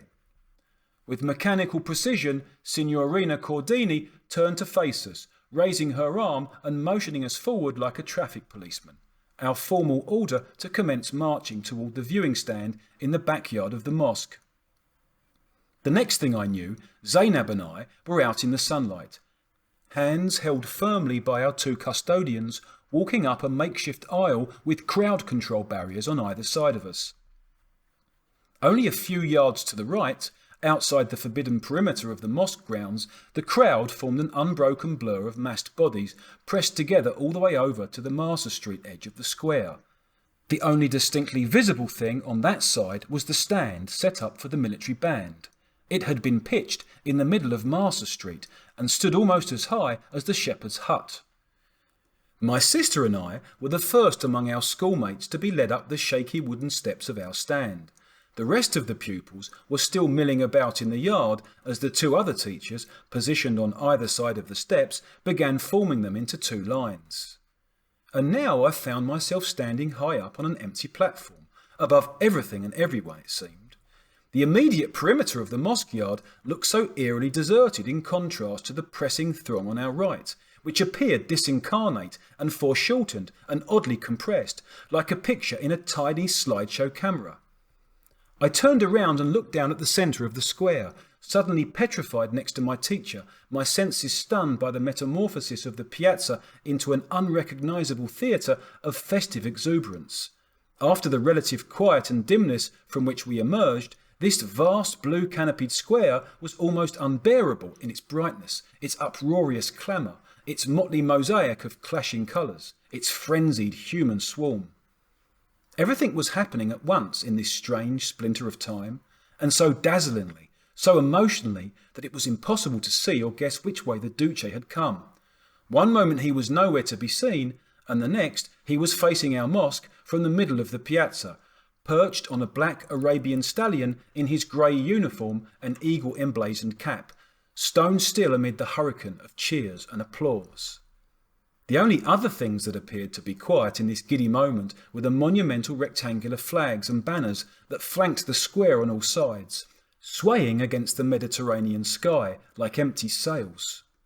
Now the military band to our right on the Marsa Street side, starchy, solemn, grey-suited, their black helmets shining with the gilded fascist emblem, began to blare out one of the songs we had learned in school. Giovinezza. And the hailing men, rimming the piazza from the sidewalks, commenced to sing in one single monumental voice, their arms stretched up and out over the crowd control barriers like sticks and staves. The women waved their handkerchiefs over their heads as the men sang, and on the south side of the square, out by the podium opposite our mosque, a gigantic cardboard face of the Duce rose from among the crowd, towering above the bobbing heads with a huge caption in thick black letters painted across the Italian tricolour underneath it. W. il Duce.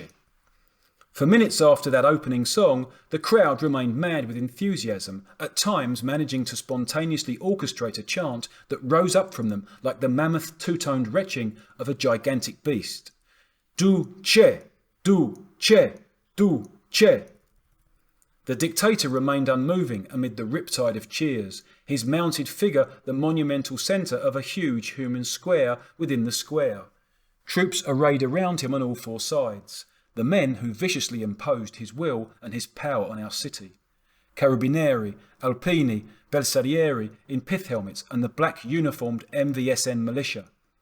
The crowd howled hysterically, and the mounted tyrant remained stone still within the neatly vacated area formed by his soldiers, facing our mosque as if in contemplation, his thumbs tucked under his belt, his uniform like a statuesque suit sculpted in brushed tin. Then came the long-awaited gesture.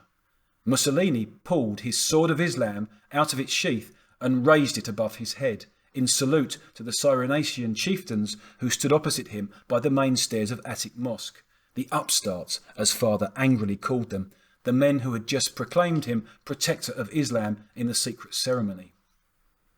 Shortly after his salute, the Duce dismounted, and with the crowd at a safe distance behind the barriers, he commenced to walk slowly toward the eagle-top podium as the overlapping waves of mob madness crashed and echoed through the square. That was when Signorina Cordini and Signorina Cabrini signalled to the two of us, Zainab and me, to follow them. It was time to head back to our school.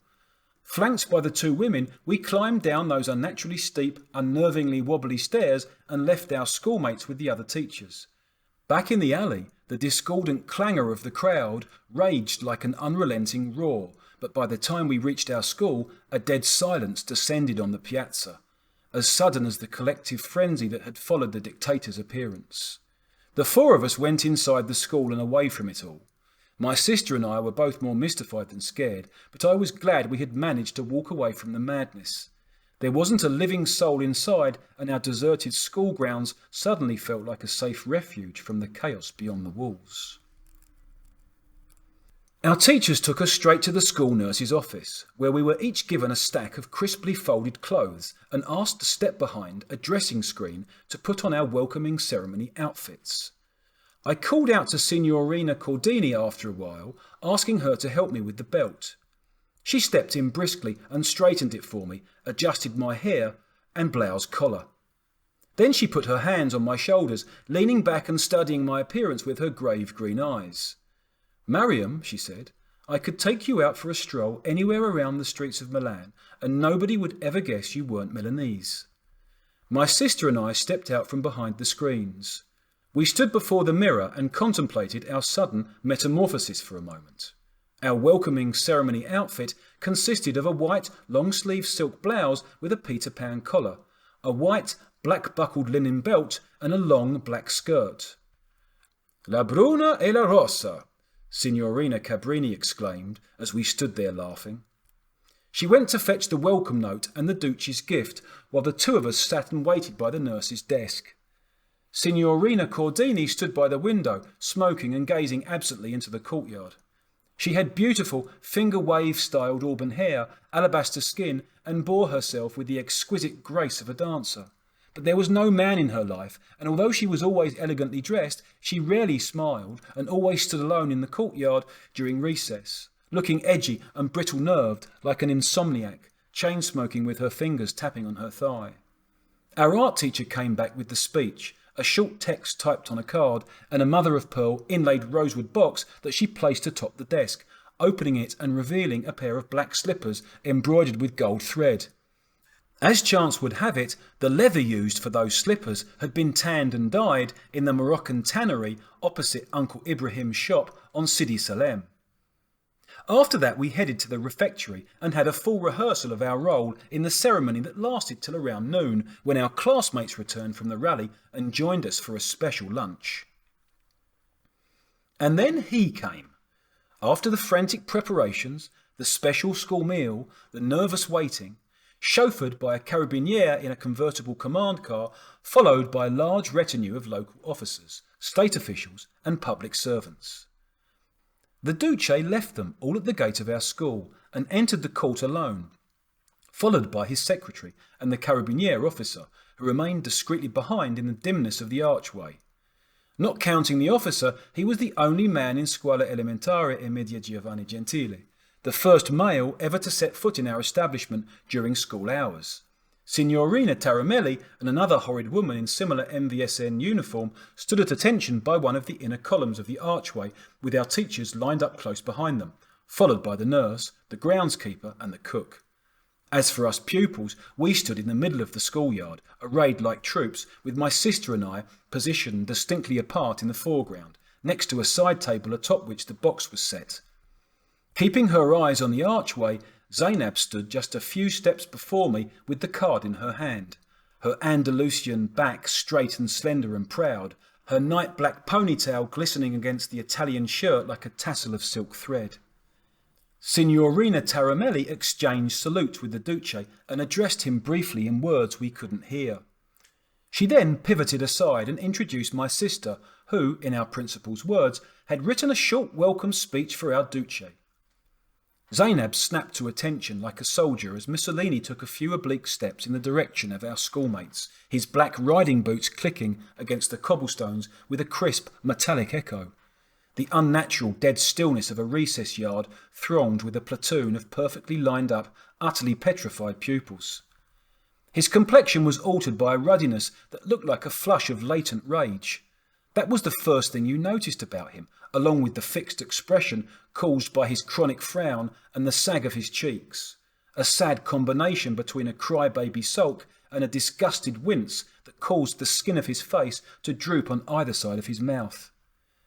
He had on the same military outfit he wore during the rally, that bizarre pewter grey cap with the fascist eagle and a matching uniform so stiff it looked like a tin suit and made him appear bodiless, standing there immobile, barely a few feet away from Zainab, contemplating our formation in silence.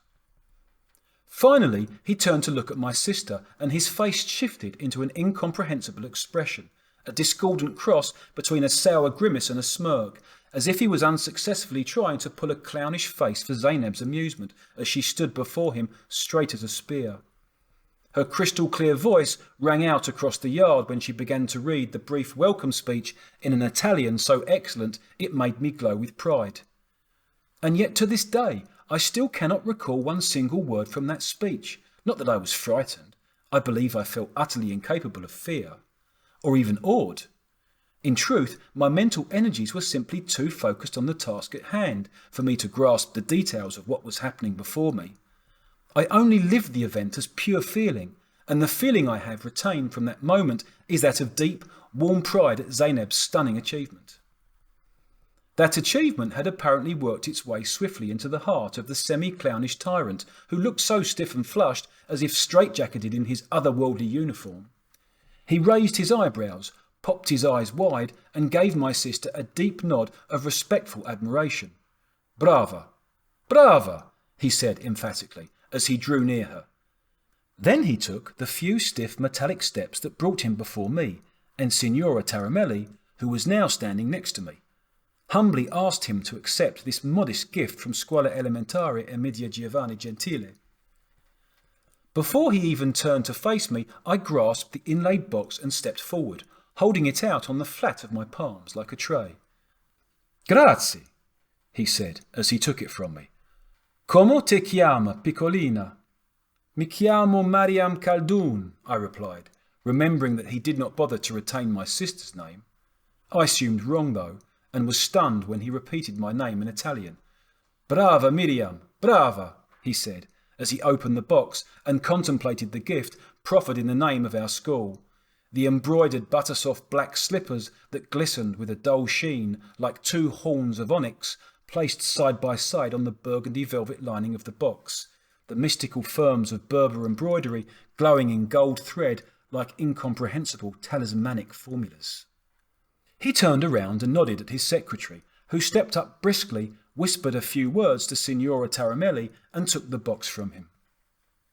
Then he was gone, without bothering to listen to the songs that we had so painstakingly rehearsed. Mussolini just faded out of our lives like a ghost, as senselessly and as phantasmagorically as he had come, followed by the tyrant secretary and Signora Taramelli. That terrifying MVSN woman escorted Mussolini toward our principal's office, leaving us dazed and relieved and tired to our core, but also somewhat incredulous, as if we were all in doubt as to whether he had ever stopped by in the first place. My schoolmates were stunned and petrified, but they still remained respectfully at attention, until Signorina Cordini managed to shake herself out of her amazement, stepping up and announcing to all that the event we had put together went beautifully, that the Duce was very satisfied with Scuola Elementare e Media Giovanni Gentile. Unfortunately, she added, there was no time for the songs. He had to attend a brief meeting, then rush to Stadio Comunale for the cavalry parade and the equestrian fantasia of the Berber horsemen. Much to our relief, she released us early, and as we rushed out into the unusually crowded alley, my sister and I realised that Antar was nowhere to be seen.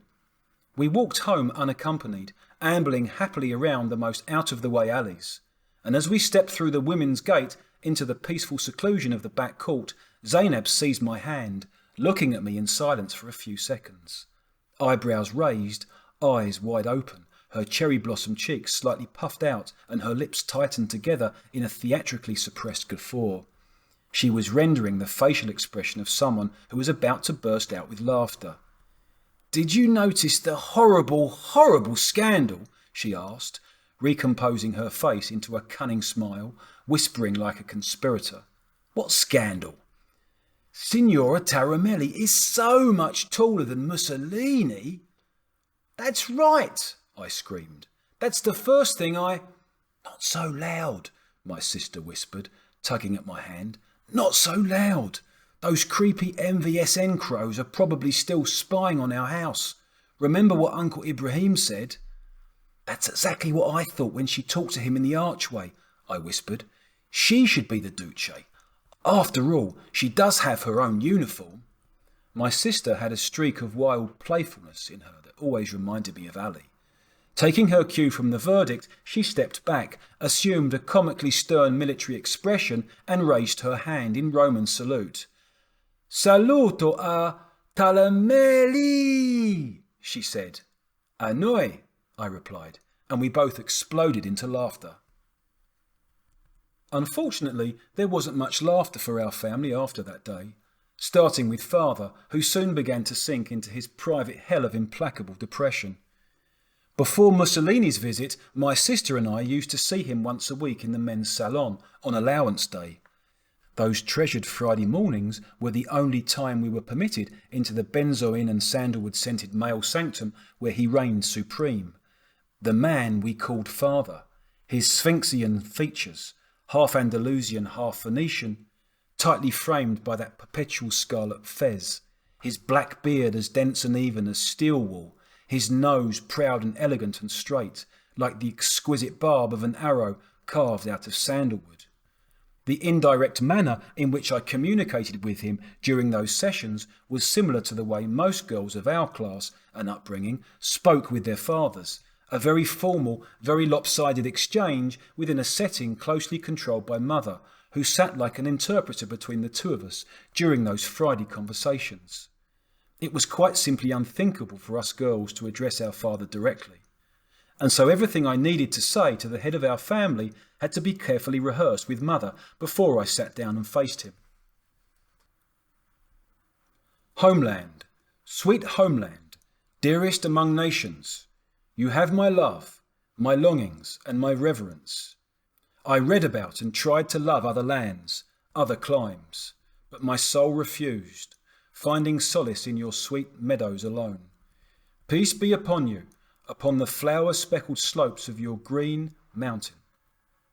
Its emerald woods, its azure skies, its snow-white waterfalls. Peace upon its ancient speared sentinels, wise and watchful. Let the fragrance of my greetings mingle with your winds, from this shore to the deepest depths of the sandy sea. The head of our family sat in his armchair like a monarch, beneath that most emblematic symbol of protection, his beloved Damascene silver plate adorning the wall with a Hamza sign at its centre. We talked about my school achievements and our family heritage, and the conversation went smoothly for some time. It was a first, a Friday session fully dedicated to me and this other Khaldoon woman. I don't remember how long we spoke, but I can clearly visualise how humbly satisfied I was, just glad to be sitting there before father, contemplating the distant glow of father's barely contained pride, the tentative warmth of his oblique gaze, the uplifting power of his indirect words. And yet soon enough there came that inevitable moment, mother's formulaic announcement that it was time for me to stand up and take my allowance, which I did. Gratefully, deferentially, my head slightly bent forward, I stood up as I always did and tiptoed around the coffee table to take my money, kiss my father's hand and walk out with mother, never to set foot in the men's salon until the next Friday. Then the tyrant came to town, and those strange, deeply treasured Friday conversations with father came to a sudden, irrevocable end. In my memory, the interruption itself is, of course, one of the darkest moments of my childhood. But what hurt even more than the sense of personal doom surrounding our separation was the fact that I was not able to grasp the reason for his lofty silence. I did not know why I was sentenced to this hiatus, and after a while I began to complain to mother about it. "He's upset," she would just reply, her emerald eyes misting over, her face, my twin-faced, twisted with pain. Typically, after that helpless acknowledgement of my father's utter unreachability, his retreat into the dark recesses of depression, mother would resort to her usual plea for divine justice. "Allah yunsifik, ya Mussolini," she would cry out. Words of invocation uttered in the sweet, slightly slurred tones of the Alexandrine Turks. "May God take revenge on you, Mussolini." So now, suddenly, jarringly, circumstances had imposed one more responsibility upon me, and emotional adjustments had to be made, if only to help myself cope with the harsh new realisation gnawing away at me.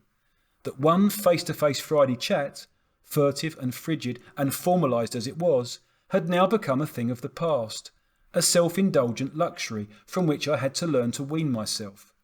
Henceforth, my allowance would be handed to me by my mother every Friday. That much I knew for certain.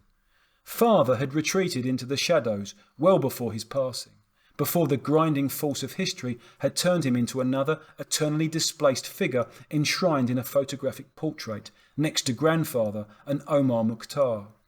One more monumental ghost among the restless, clangorous ghosts of the resistance. He was buried March 26, 1939, and while our extended family had gradually found a measure of peace, eventually coming to terms with the horror of his untimely death, the 5 of us were left with the lingering ache of his absence, which was, in many ways, far more terrible than the manner of his departure.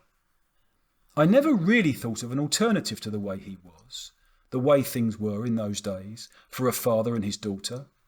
But it would be dishonest to say that those Friday glimpses of father had never left me with a nameless sense of incompletion, or even emptiness perhaps.